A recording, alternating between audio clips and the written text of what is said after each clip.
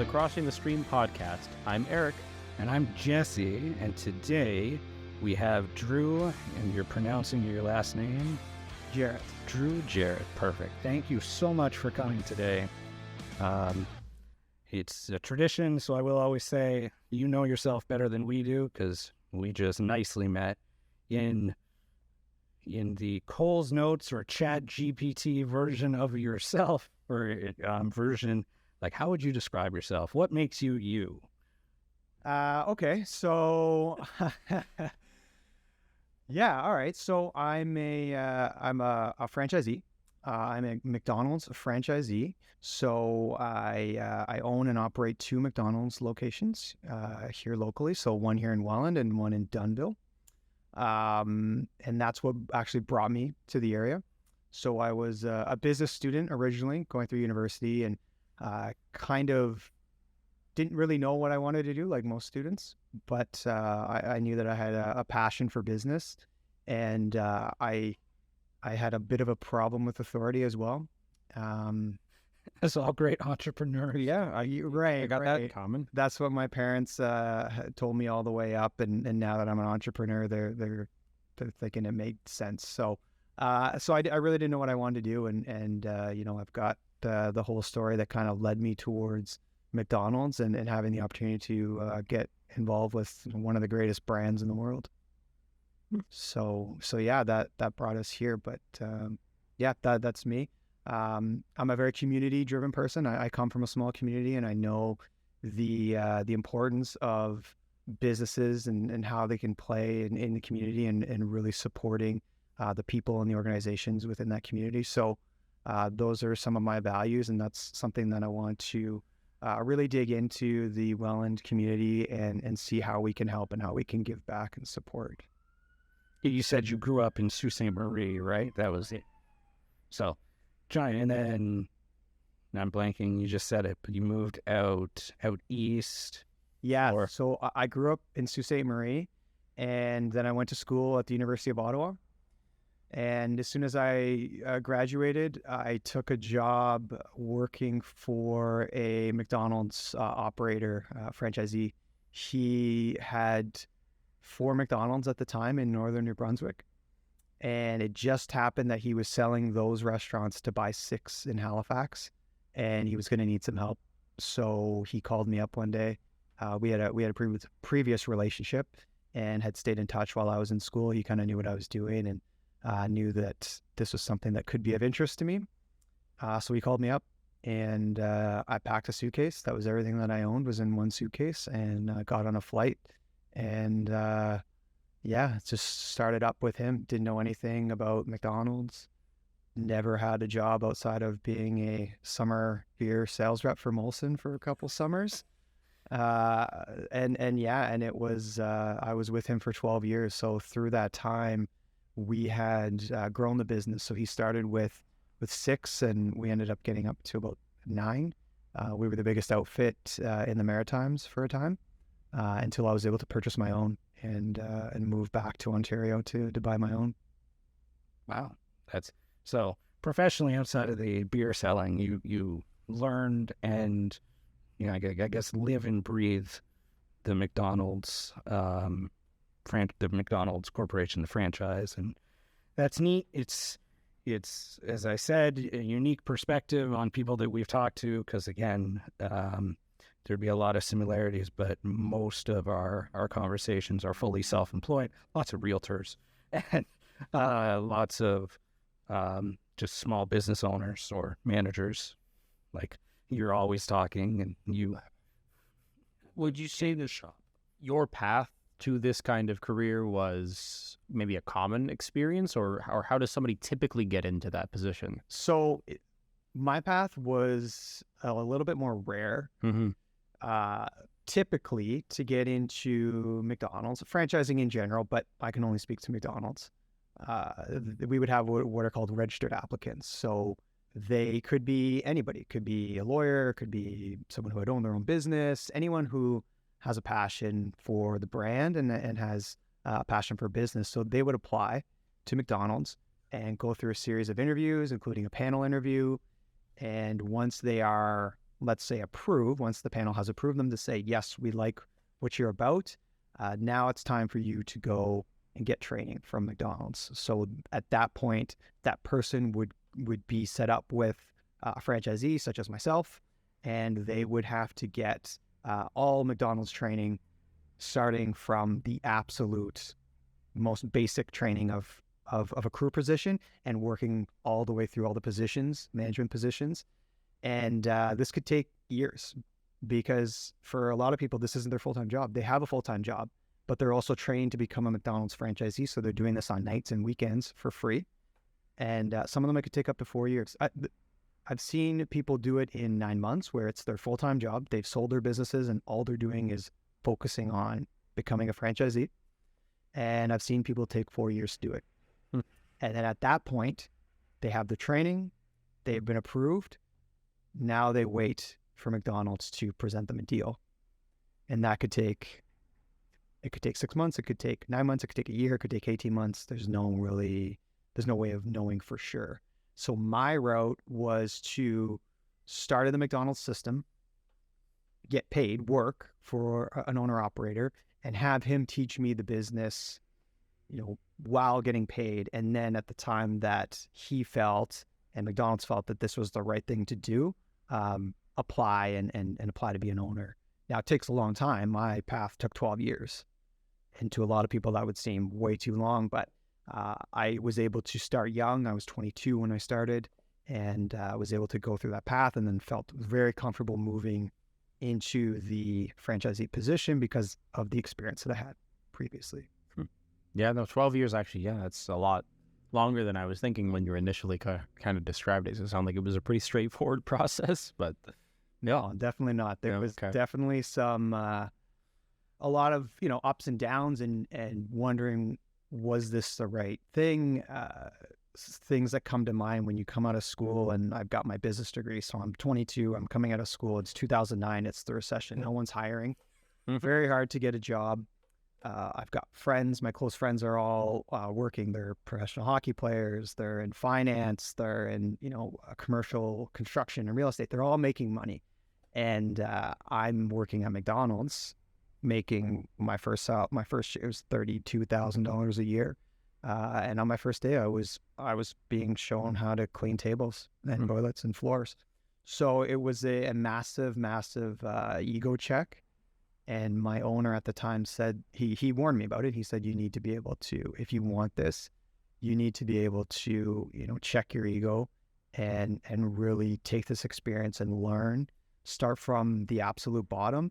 But because of your education level, you should be able to pick things up faster and think on a much higher level. And all the while keeping that goal in mind, that this is for the bigger picture. So yeah, through that 12 years, and then you start to add in wife, kids. It's not just about me anymore and what I had initially set out. So I had to sell this dream to my wife and make sure that she had bought into what we were trying to do and what I was trying to do. And it took a lot of sacrifice on the way there, working 6 days a week, working holidays, working at night, working whenever something came up.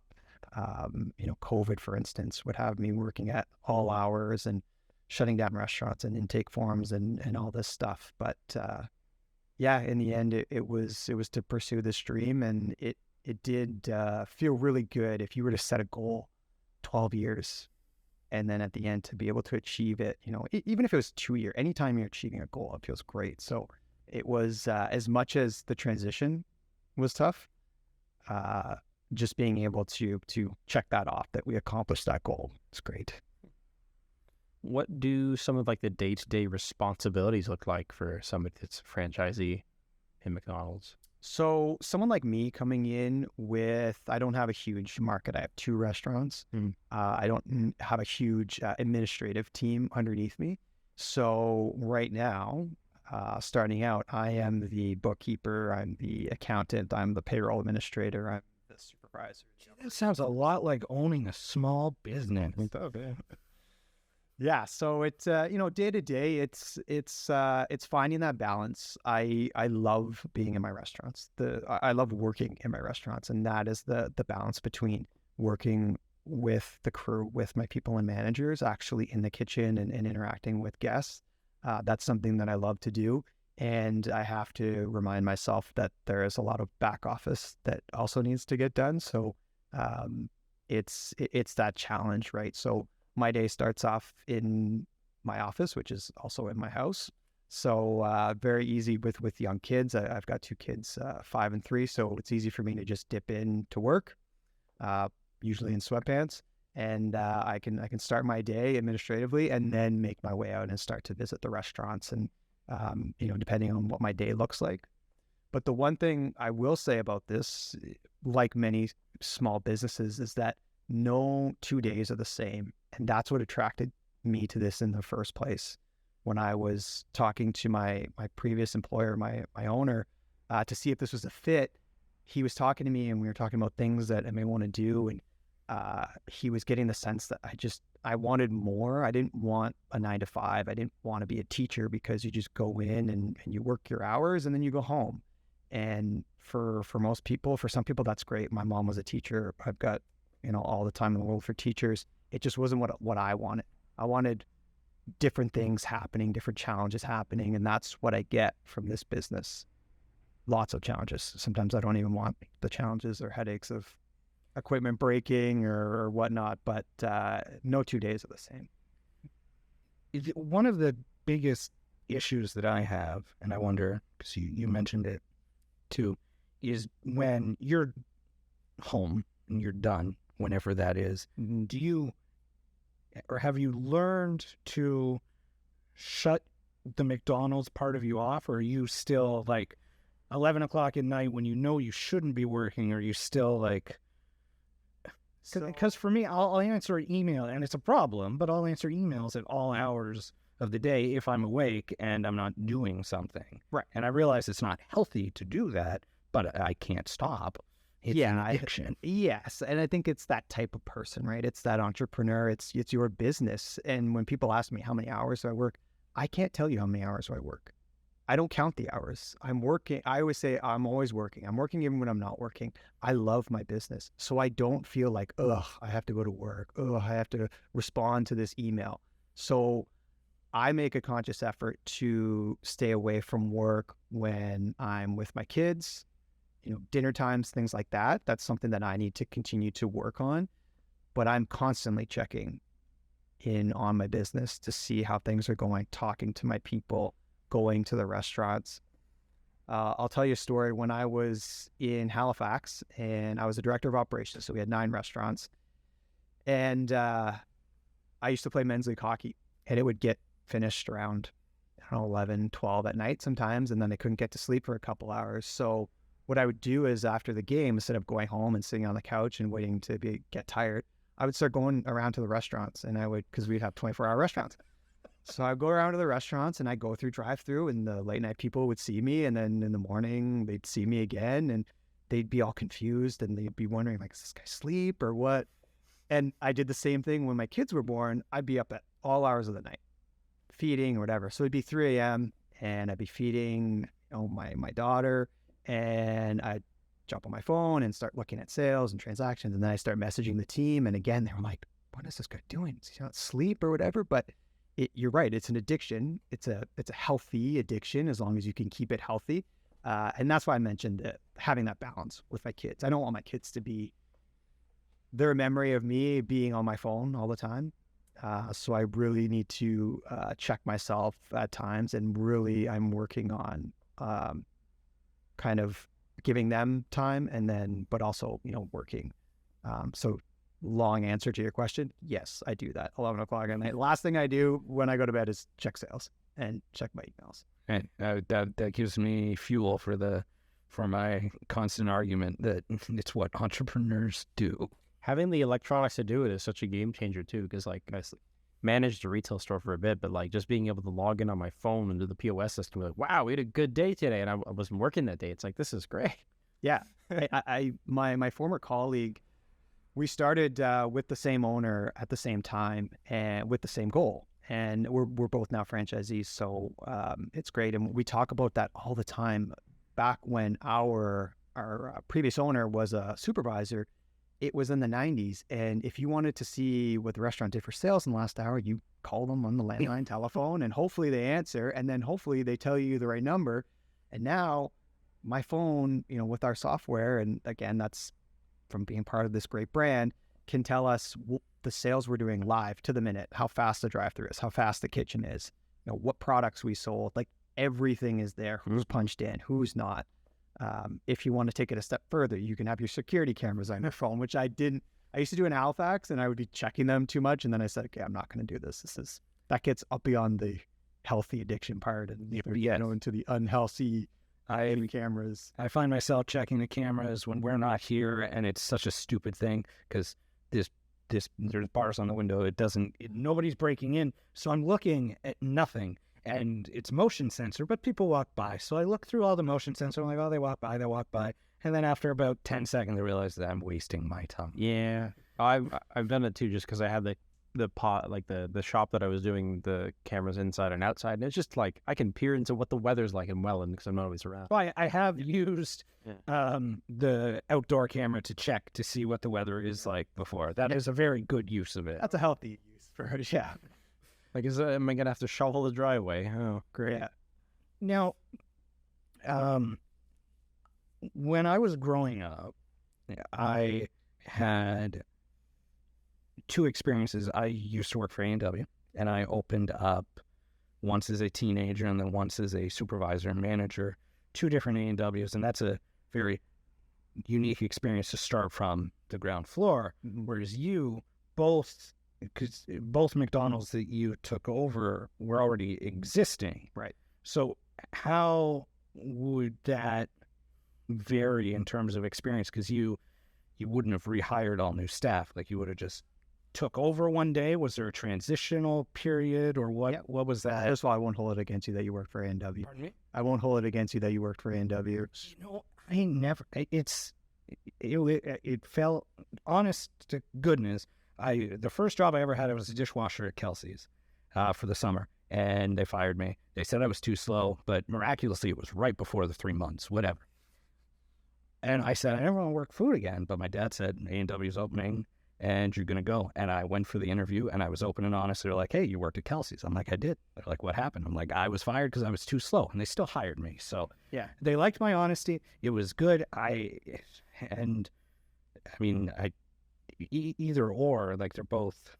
It's great experience. And the funny thing, before I answer your question, the funny thing about the food and the quick service restaurants is, when I was in high school, I never thought, I worked at Sport Check. I'd never thought about working at McDonald's or A&W or anywhere.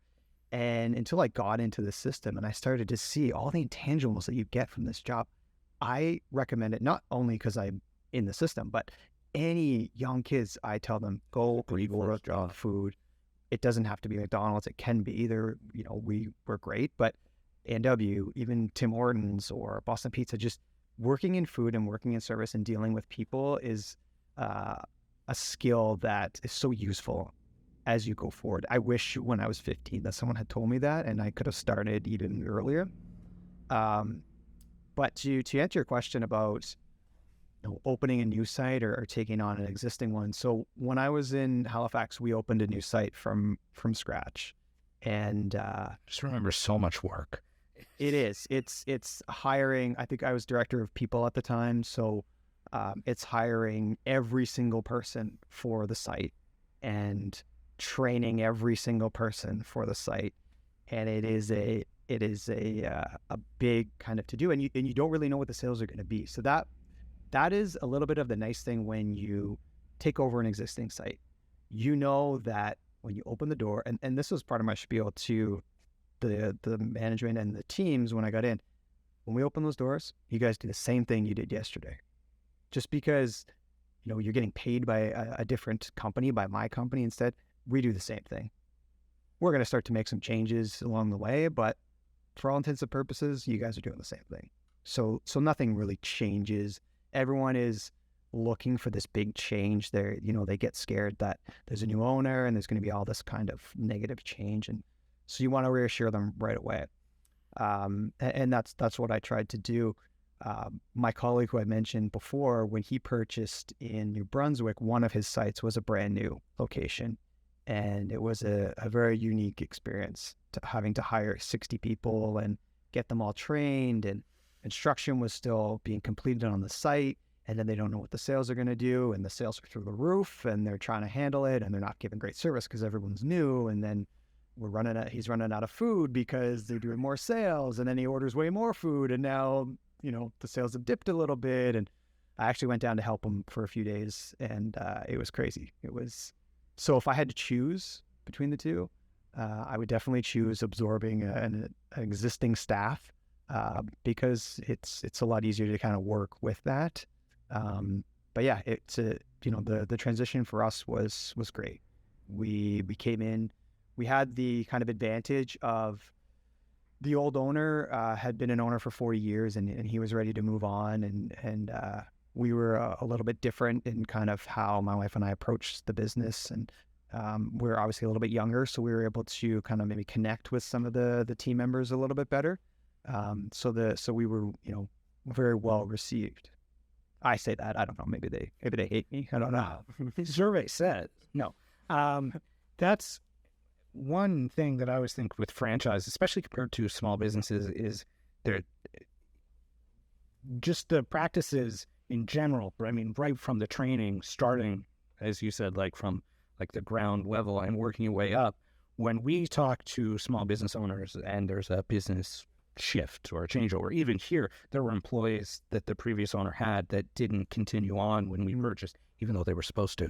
But when we talk to other business owners that take over a new business, a lot of time the employees disappear. I mean, it'd be different with every type of business, but right. It definitely does sound better to absorb an existing business, and you also have the track record knowing kind of what you're getting into in terms of sales, because I mean, Dunnville is, I know it's changing, but unlike Welland exactly, Dunnville hasn't outwardly changed too much from my recollection, so I would assume the numbers are fairly consistent with what you were expecting. Right. It was fairly consistent. There were definitely some challenges in the first year. We've been here for just over a year in business, and there are definitely some challenges. But putting a silver lining on it, we're grateful for where we are now because of those challenges. It's like, do you want to win Stanley Cup in your first year? You probably do, but the rest of your career might be a bit of a letdown. So being able to work to where we're at makes us feel very grateful for getting here.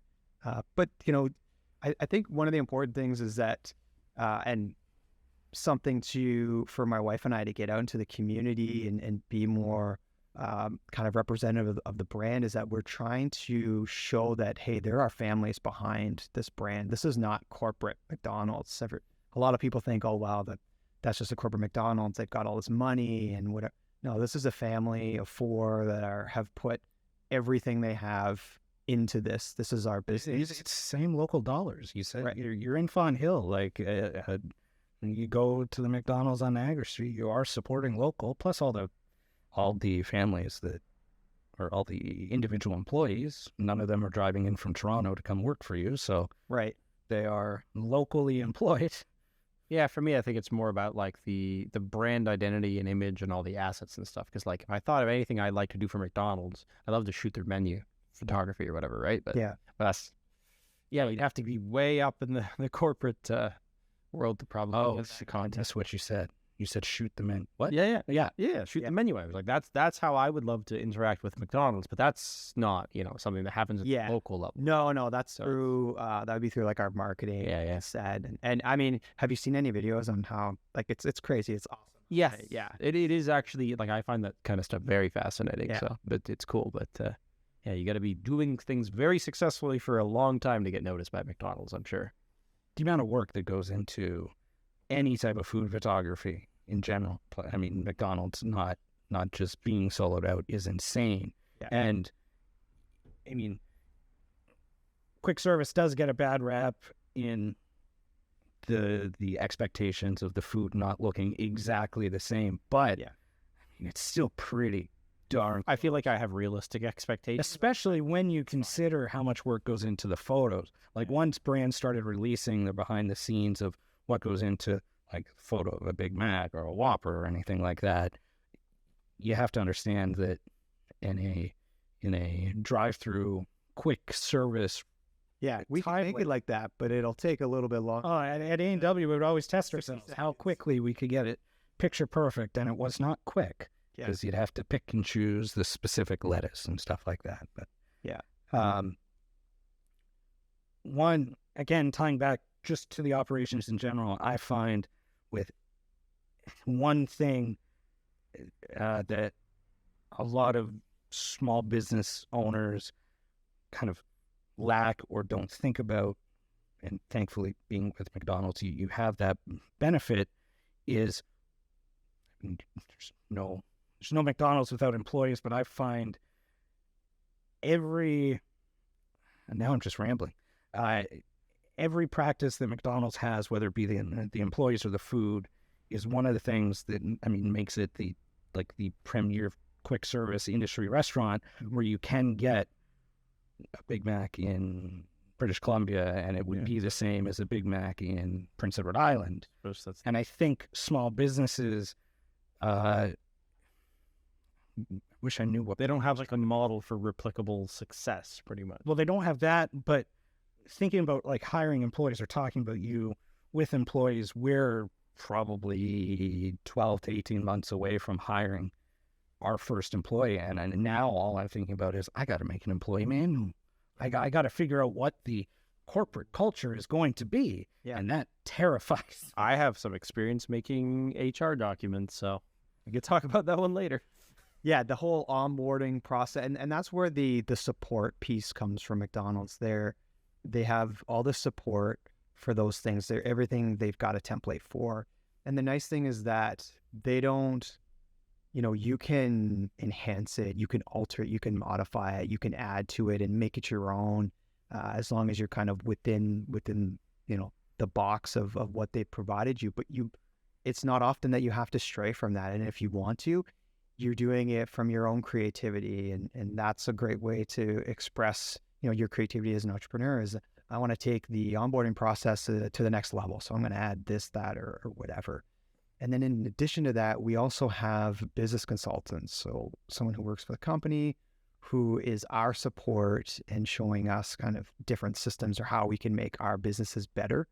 And they do evaluations on us and stuff like that too. But it's just having that support and being able to provide that to our people. And like you said, it's the same documents that they're using in BC.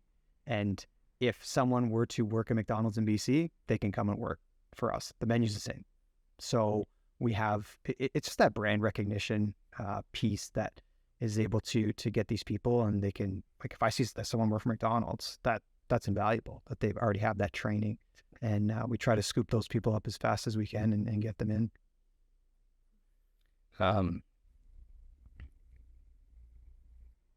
Probably doesn't change too much from year to year, I'd imagine too. Like, I don't know how often procedures, say, for running the kitchen change. So yeah, procedures don't change that often. It's just if we have new products, so like limited time offer launches, we would have a new build on the sandwich, and we would have to train on that, and then we would have the posting up for their reference. And then every once in a while, there'll be a shakeup with different products, be it crispy chicken. Like this year, we changed crispy chicken for like the 4th time since I've been with McDonald's in 13 years. And it was a big deal, and it was, totally different supplier and a different bun. And, or we did what's called Best Burger. We did that, I think, in 2018 or 2019, right before COVID. We did what's called Best Burger, and it was a different way of cooking our, we call them our 10-to-1, our reg meat. So the things that go on cheeseburgers, hamburgers, McDoubles, like the smaller ones. And it was as simple as adding onions to the patties before we remove them from the grill. But it was a huge change in how, when we weren't doing that before, and now there's all these procedures that have to go with it. So getting the onions ready and making sure that we have, the proper shakers to do so, and all these different things behind the scenes. Anytime we launch a new product or change something like that, there's always equipment that, we've got to purchase. And then in our kitchens, they're so strategically designed so that there's zero free space. So then when we add new products, it's like, okay, how do we find space for this? We just launched the Fruit Splash drink. And that was a challenge to find, okay, where are we going to put these in our beverage cells that it's going to make it work? And McDonald's ended up designing these two-tiered systems where we can have iced coffee canisters on the bottom and having Fruit Splash on the top, so we can have different canisters and filling them up. So again, having that support and it's already been tested. It's already been, proven. It's been tested in a market for a year, and then they just insert it into your market. When you're talking about the kitchens and the no extra free space, I have to ask, have you seen the founder? Like I don't know if we're allowed, I don't know what, but in the movie, they talk about developing the quick service and the symphony of efficiency. The chalkboard. Yeah. And that, to me, I mean, as an entrepreneurial movie, I love watching it, just hearing the entire story. But that specific scene when they're talking about just going back to basics and drawing the chalkboard, whatnot, it sounds like it's still the same thing, just adding more and more products to the lineup and figuring out how to make it work. When they add, because I haven't worked in a McDonald's kitchen, are outside of the older restaurants, is the layout relatively standardized, so that way if they're adding a new piece of equipment, they know that it'll work, or is it on a restaurant by restaurant basis? It's relatively the same based on the layout. Now, each restaurant would be unique in their footprint because, the buildings could be different and the actual land, but they have a uniform kind of consistency. And we're actually going through a lot of renovations right now, going across the country and renovating our restaurants. And we have the same type of builders there and design, so that they're going to be very, very similar. But you're right in that notion from the founder where they talk about efficiency. That has always been operational efficiency. And actually, just to reference the movie, I don't know if you remember when there was a person in the movie, and his name was Fred. He was the cook. Fred Turner. So Fred Turner, who was actually an engineer, and he was the one who later on took McDonald's to the operational extreme of everything being extremely, extremely efficient.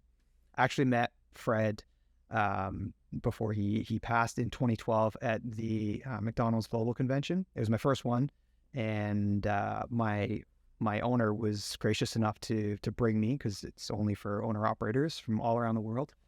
And it just happened that Fred was doing kind of a meet and greet on the floor.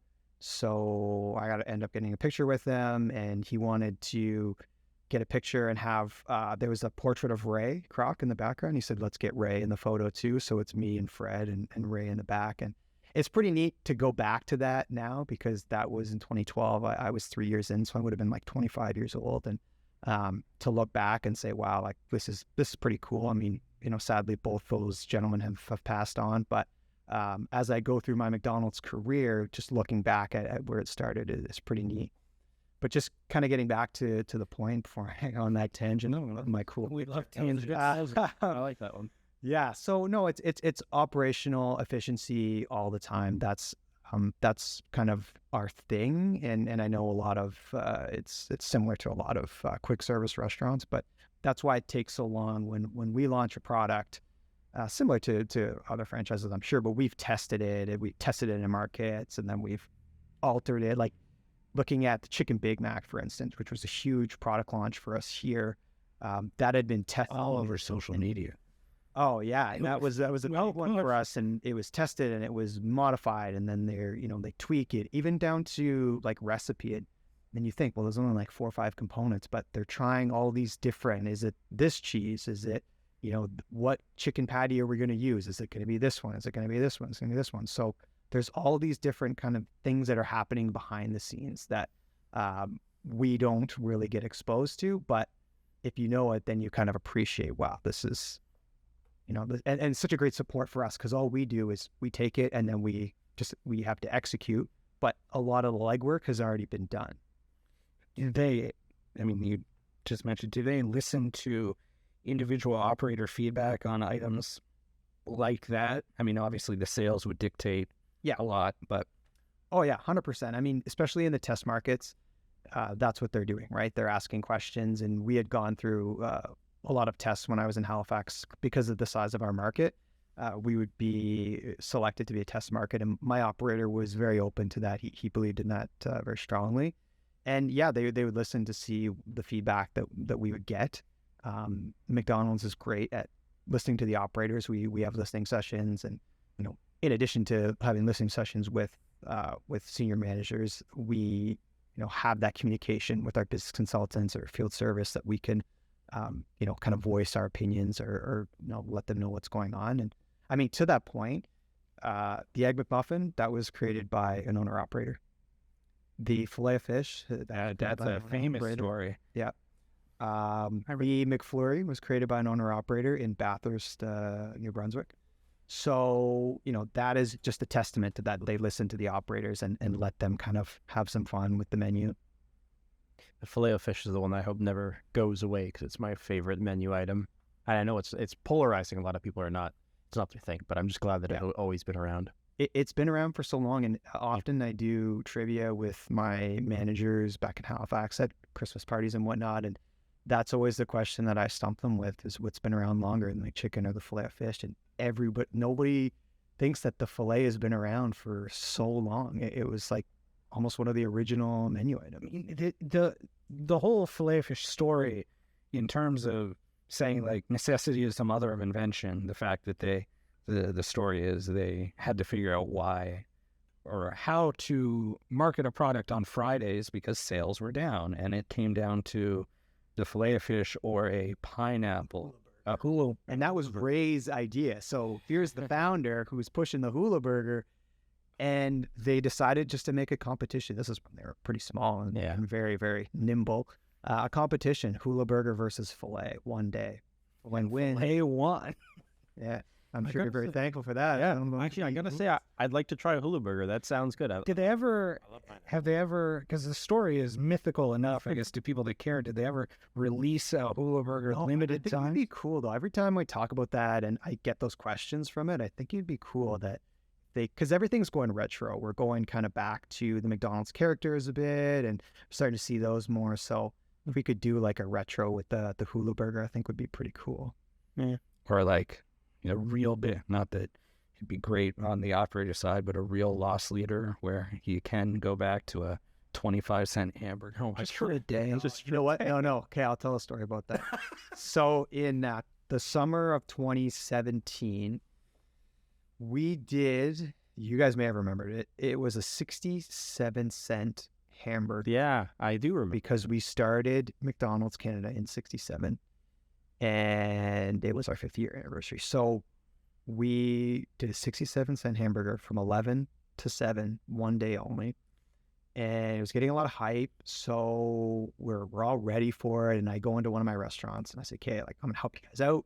Let's do this thing. And I thought it was ingenious. I said, let's buffer 5 hamburgers to start. So I'm thinking we'll buffer 5. So we'll have 5 already made. This will keep us ahead for a while. So the first order comes in. First of all, it was 3 max. You can only order 3 max, but we also have kiosks. So you could order 3 payout and then order 3 more payout, order 3 more payout, order 3 more payout. And that's what everyone did. The first order was like 12 hamburgers. Boom, there goes the buffer. And we're in the hole. So for the next 8 hours, like nonstop, 8 hours, I was on kitchen line and I didn't move. Yeah, you're giving me quick service PTSD. I ate like 4 pieces of candy for my lunch. Wow, like right there. A little bit of water, when I go wash my hands or whatever, but did not move. It was pandemonium. All the hamburgers had customizations on them. So the grill slip printer is just nonstop. It was crazy. Like, it was the craziest day that I've ever had at McDonald's. So no retro burger price. So I would probably vote that down as That's fair. maybe for an hour we could do it. Right now. Wow. Hey, not again to speak of the competition, but at least A&W, I remember they did a 5-cent root beer. You can only modify the root beer so much. So that worked out okay. But it was still, I remember those days. It was busy. I would not have wanted the 67-cent. Right. I mean, when we did free coffee at the beginning, it was crazy like that. We were doing free coffee, and it was the first time that anyone has really done anything free. No, you don't have to purchase anything. It's just free coffee. Oh, yeah, I was a student at the time, so yeah, took full advantage. For you, we probably did it 3 times a day, and just So those were crazy times, but it really helped us build a business. The competition couldn't. I always hear it. You're a coffee person, but I always hear good things about McDonald's coffee. Well, it was a moment of realization where everybody was like, "Oh, their coffee isn't terrible now," right? Which is great. Genius. And great loss leader. As far as like fast food coffee, I'd say that it's at the top. Like it's about as good as it gets, especially the cup design. Like I am so thankful that they put money into a cup that's unique and like just Double wall. yeah, The lid doesn't. it like feels like a piece of technology. Yeah, it literally does. Yeah. We're actually changing our lid, not the design of it, just the material. So we're moving away from plastic and getting to something a little bit more environmentally friendly. But the design, I think, is best in the industry. Yeah. No, I have to agree. But No, I agree though, because nobody else's cups have anything really so thoughtful in it. It's mostly, maybe there's a nice design on the outside or something, but like they're great. Yeah, I kind of miss the physical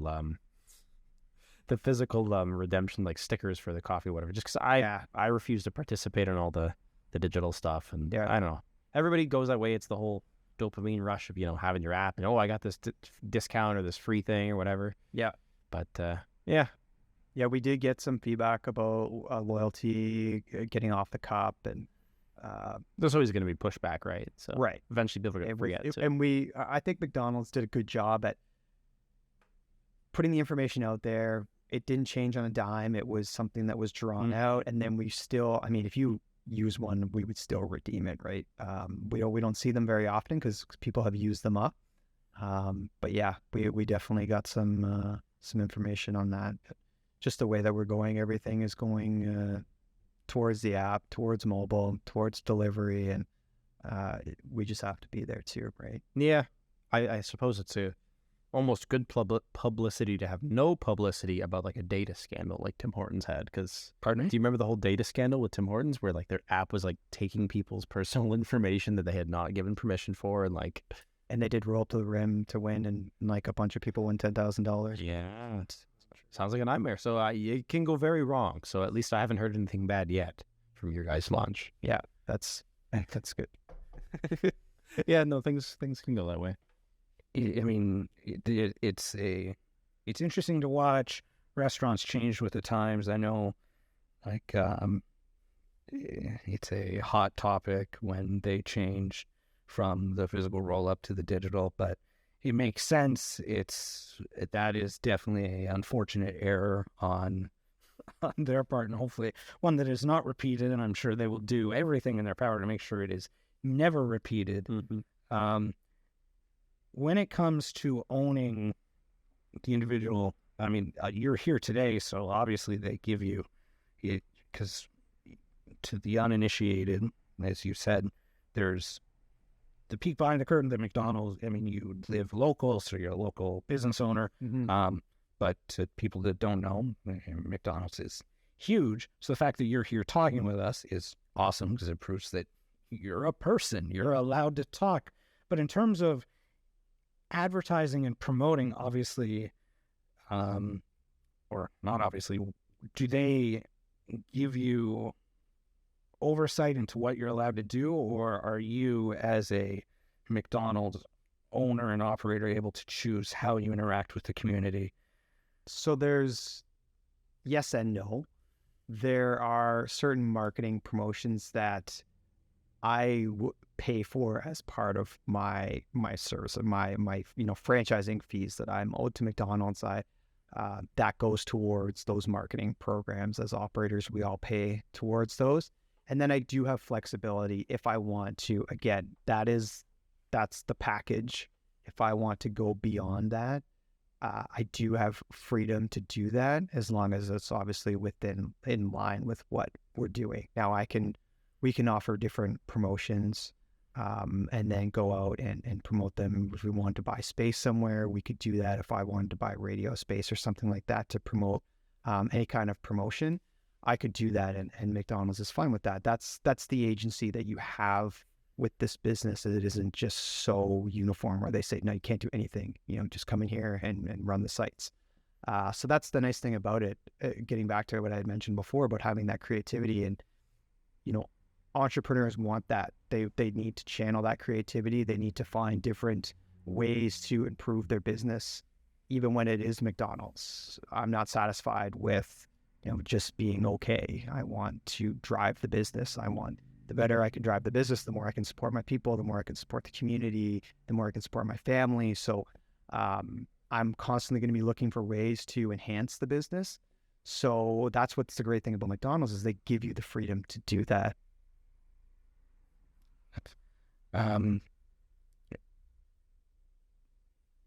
Sorry, last interview of the day, I'm blanking on the responses. Normally, I'm not this slow. I don't know where I was going with that. That's okay. I will withdraw my question to figure out what I was going to say. So the freedom to like book the radio space and all that. Yeah. Do you like go through every part of the process of like picking who you want to record that section and like just like really honing in the details at that point? Or is there sort of like I don't know. Like how free is it really? So it would be, first of all, I've never done it. So So yeah. I'm kind of talking at school, but everything that we would do, we have the support of McDonald's. So it isn't, if I want to go through McDonald's and say, hey, this is what I want to do. Mm-hmm. I want to book radio ads to promote this promotion. Do you guys have something to support me on that? They would hook Like, me. do they have a radio announcer They record it, or like what? they could set us up so that we would have like a PR firm. They would have one retained, and then that firm would contact the radio station and we would set something up. Or it could just be me. I could get on there. And, Yeah, see, that's the personal touch, because then they're hearing from the local voice at that. Yeah. In the case of a radio ad. well, and take McHappy Day, for example. A lot of times we have the radio stations come down to the restaurants and we'll do little hits with the operator coming on, or we've done product launches. Back when I was in Halifax, I did this quite a bit. My operator was the brand ambassador for the Maritimes. So he was the one to go to when, CTV was coming in and doing interviews, and it could be we were launching smoothies, or we were doing McHire Day, or all these different things. And then when he wasn't able to do it, he would have me step in and fill in for him. So we were doing a bunch of, it could have been radio ads. A lot of time it was TV, it was live interviews. So it was really neat to get that kind of experience. And same time, we have a public relations firm who works with us to kind of help us out if we need it. But the great thing, in my situation, my wife has a PR degree, and she used to work for the province of Nova Scotia. So she's I would do these interviews, and then my wife would watch them at home and critique them and break them down. And I would come home and think, I did great or something. And then she'd tell me all the things I did wrong, or what I could What you could do to improve. What I can do to improve. Yeah. Which she'll probably do for the podcast as well. So. Hello. Yeah. How am I doing, Lisa? Is it good so far? Yeah, I'm sure that we kind of just speak our minds, so it's not like we're necessarily pitching the easy ones either. The point I was trying to get to when you were talking about flexibility, one thing I've noticed in the social media realm that I never thought would happen, and I've seen it more with McDonald's, but it's a lot of other franchises too, is there's a lot more store-based social media accounts, especially on TikTok. Yeah. Is there a trickle-down corporate policy on stuff like that? Because, with AEW years ago, it was just a no cell phone, don't record policy. Right. And that has changed a lot. And I don't know if it was 2 years ago, but there was a girl in Burlington that worked at her dad's Dairy Queen, and she started filming videos of her making the cakes, and Dairy Queen loved it, and I was wrong. I talked to my now wife about it, saying she's going to be in a lot of trouble. Nope, they loved it. Yeah. And I see it more and more with individual restaurants embracing social media, but it's different from what I was taught growing up. So I wonder if is it direct from head office being allowed to have it happen, or what's I the? think it's all part of, because you're right, to your point about no cell phone. When I started, it was no cell phone policy, and we were hard on that. But this was a decade ago, Yeah. and I think it shows that as a system and as people, we have shifted in the way that we manage, because the crew person 10 or 12 years ago was not the same as they are today in terms of technology and how comfortable they are with that. And that's basically how they communicate. So we don't really have that cell phone policy anymore. When it comes to social media, I mean, if you're talking about store accounts, I don't believe that there's a corporate, oversight. Now, anytime McDonald's is tagged in something, they'll have to check it out and make sure. So I think it's a fine line. There's a lot of great things that you can do with it, doing the cakes. And I follow a lot of different McDonald's restaurant accounts back in Halifax, and they're all great. And I think eventually we're going to get there too, and my wife can run the accounts. It is a lot more work than I think people initially think about. They just think like, oh yeah, I'll just fire this up. But I think there's a lot of positives that can come with it, because the reach that it can have and how it can speak to our people and just young people in general who are kind of in that space. So I think there's a lot of positives that can come with it. And I mean, obviously it needs to be controlled in a sense. Or can't just have people put up anything and tag McDonald's in it. That would be terrible. But I mean, from my perspective personally, we don't have any accounts yet. I use my personal account if I'm posting about McDonald's. My wife does the same thing. It's one and the same. It's the business. It's me. That's what it is. Like I said, we may shift at some point and have a store account. My employees did ask me about a TikTok account. I'm embarrassed to say this because I say only 36, but I'm not really fluent in TikTok. Like I don't have it, and I don't follow stuff on it. So I can't really give an answer to them on that yet. Like it's weird. I downloaded it because I thought it would be a great way to show some of the business stuff that we do here. So that was the prime reason. And it is, I'm sure you've heard in the news, the weird, like algorithmically, it is the most targeted social media app. Like it is crazy how it will nail your, even not really using it, just posting business videos. It must know, hey, this guy's going to watch business videos. So I kept getting screen printing videos all the time. And then now it's delved into everything. It has a reputation for not just pinning down all the things that you're interested in and would definitely like to watch. Mm-hmm. It can expose you to things you didn't even realize you're absolutely interested in, or elements of your character or something. Yeah. Like, say you need a little bit of personal development this week. Internet psychologist comes on and tells you something that changes your perspective about what you're going through. And it's just like, wow, okay. It's like when you mention something, I've talked to my wife about something, mention it, and then boom, okay, I'm getting ads for this. It's like magic. It's better than that. It's better than like Facebook targeted ads. Like it's something more personal than that. I always forget that ads are targeted.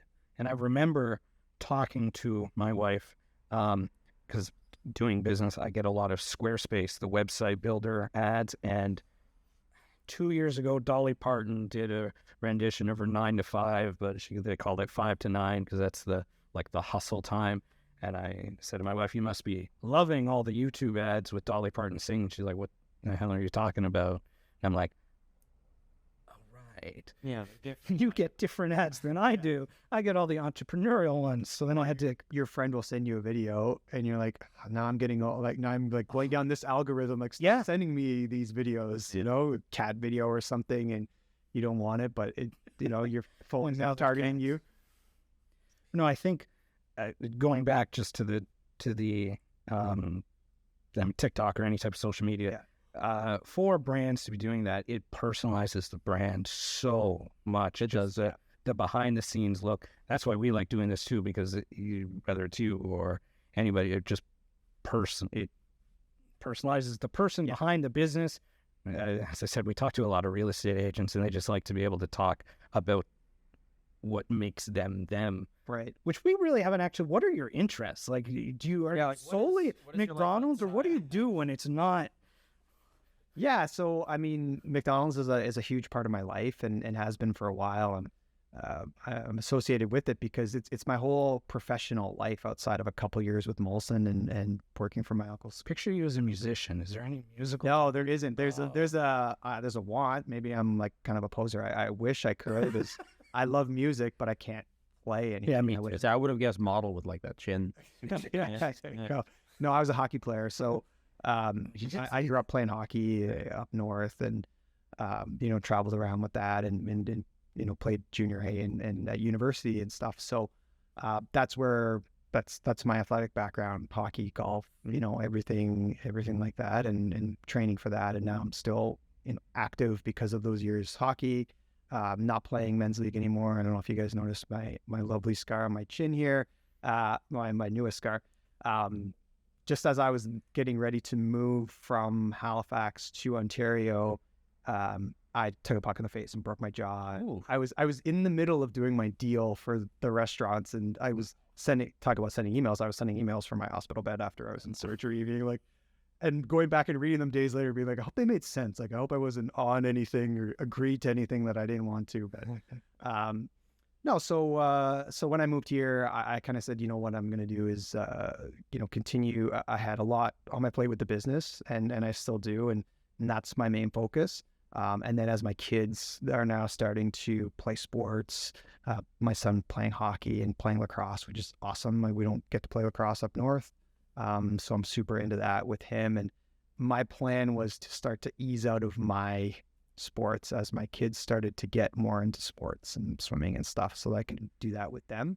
Again, another, one of the benefits to having this position as an entrepreneur, you make your own schedule and Within reason. And I wanted to have that freedom to, pick up my son from school or take my daughter swimming, or, I go to all of their activities.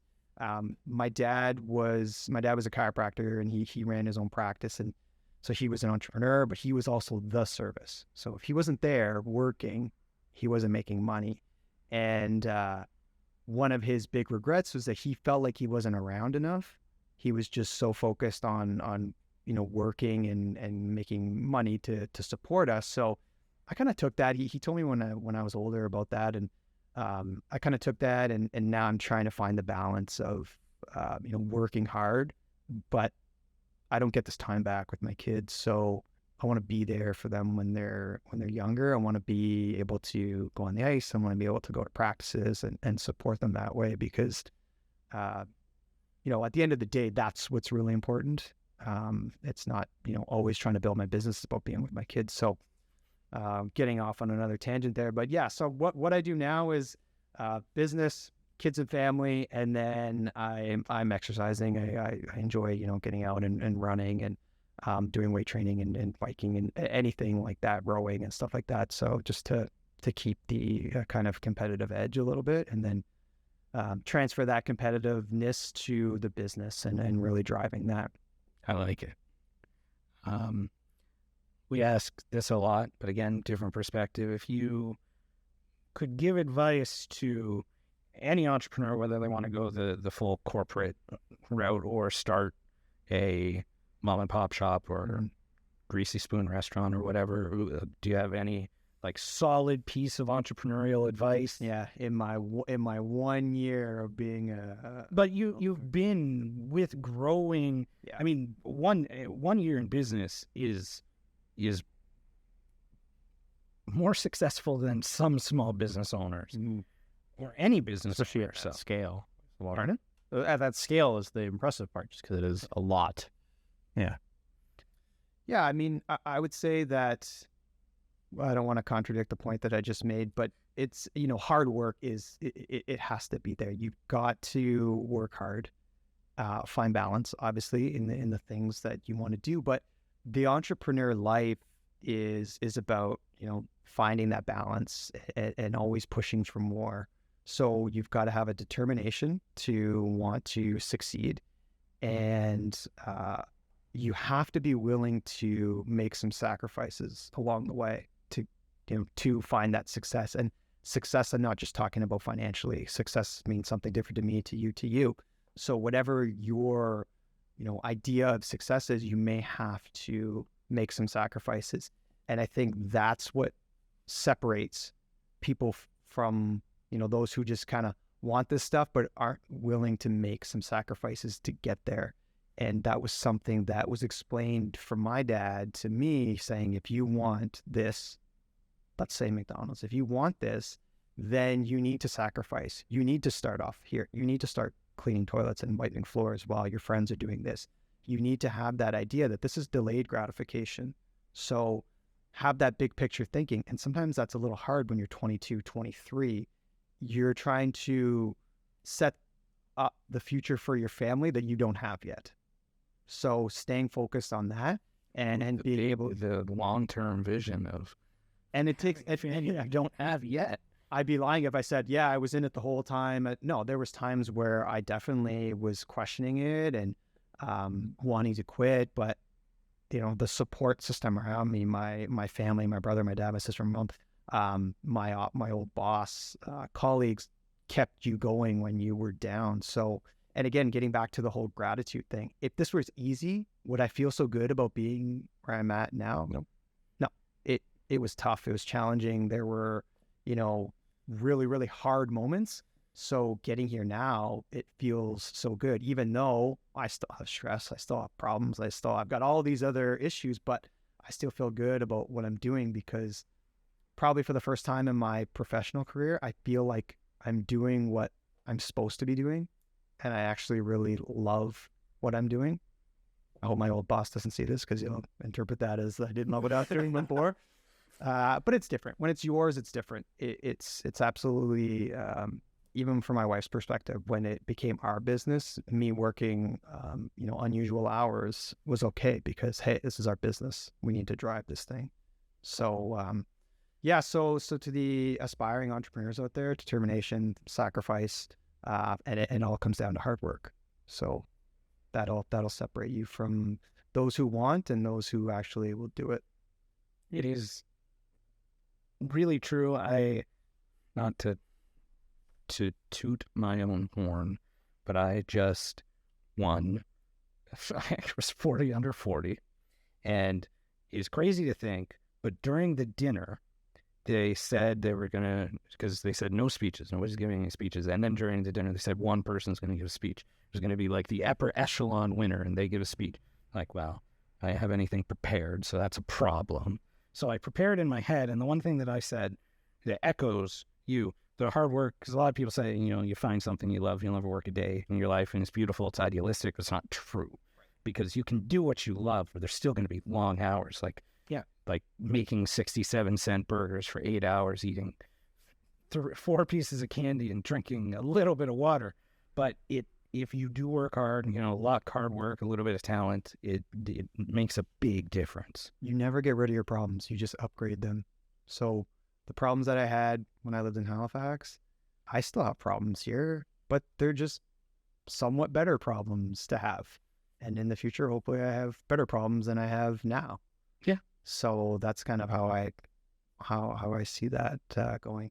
I'll give you my old operator. He did a lot of speeches, and he was kind of a dynamic person that way. And the one thing he always says when he does his speeches is he comes up and he says, "They just asked me to do this, a couple minutes ago," or he always kind of undersells that his speech isn't going to be that great because they asked him to do it last minute, when in fact it's completely prepared and he knows everything he's going to say. So it kind of sets the expectation. So just that made me think of that when you were talking about your story, that you didn't have a speech prepared. Is always tell them that you don't have something prepared, because if it's amazing, then like, wow, this guy's great. He just goes off the cuff. And if it's like, it's okay. It's like, oh, well, he didn't have anything prepared. So like, let's give him a break. So always have a speech prepared. That's what I take. And then tell them you don't have a speech. That's a good idea. I guess a more lighthearted question. What's your favorite thing off the menu? Just a note about that. When we first took over the business, we had a posting to say like, hey, this is us, Drew and Lisa Jarrett, and these are our kids, and we just moved here from Halifax. I saw on the drive-thru there was a blurb. And if you read down at the bottom, it says Drew's go-to picks, Lisa's go-to picks. So, I mean, I'm all over the menu, but to read from that, I drink Americanos black. So okay. I do black Americano, and then it's usually breakfast, and I'll either do a bacon egg. That's like my classic from childhood, me and my grandma going. But I also do the egg McMuffin, no meat, add tomato. That's like my And then my wife's was, she's just nuggets. She does nuggets. She's a big nugget person. And then she'll mix in the occasional chocolate shake. Yeah. The nuggets definitely get me when I've just got a craving for them and nothing else is really going to do. That's the one product I kind of wish we were more like the Americans on, because, man, you get so much value if you go over the border. Yeah. With specifically the nuggets. Everything else is perfectly good, but yeah.